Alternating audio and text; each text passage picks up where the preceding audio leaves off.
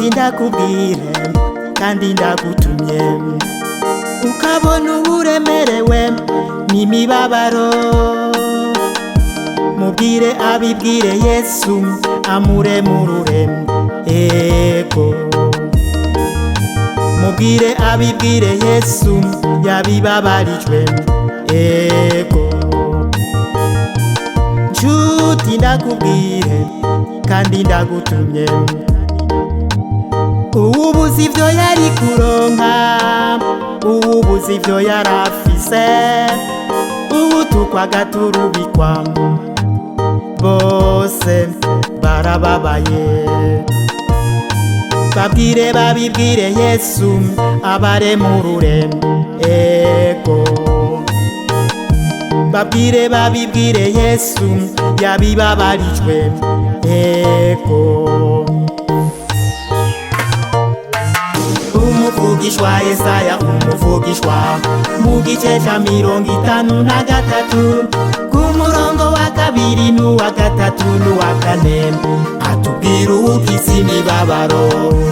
Yesu nibabarira remera, Yesu akaremurura abari baremerewe bakaremururwa, bagasimbasimba bakamwemwamwemwa bagatwengatwenga. Yesu araremurura abari baremerewe bakaba mu mahoro, amahoro akarama atari amahorerane. Nshuti ufise imibabaro mwumvirize kandi umubwire iyo mibabaro ayibwire Yesu. Nshuti bwira abanyabyaha babivemo, babibwire Yesu ko niwe akiza ivyaha. Nibabarira remera, Yesu akaremurura abari baremerewe bakaremururwa, bagasimbasimba bakamwemwamwemwa bagatwengatwenga.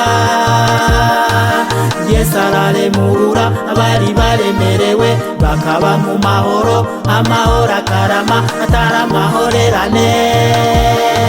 Nshuti ndakwibutse ivyo Yesu yavuze, atunyizera azokora nk'ivyo nkora, akore n'ibibiruta kuko ngira nje kwa Data. Nshuti bwira bakwegera abandi imibabaro,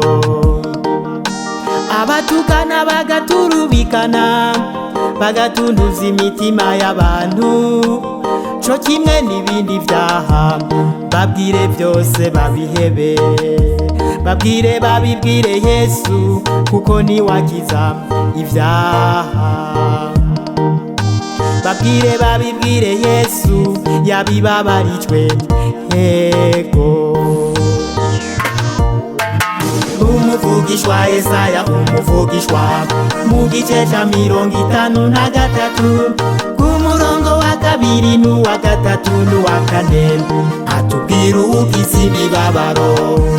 Yesu nibabarira remera, Yesu akaremurura abari baremerewe bakaremururwa, bagasimbasimba bakamwemwamwemwa bagatwengatwenga. Yesu araremurura abari baremerewe bakaba mu mahoro, amahoro akarama atari amahorerane.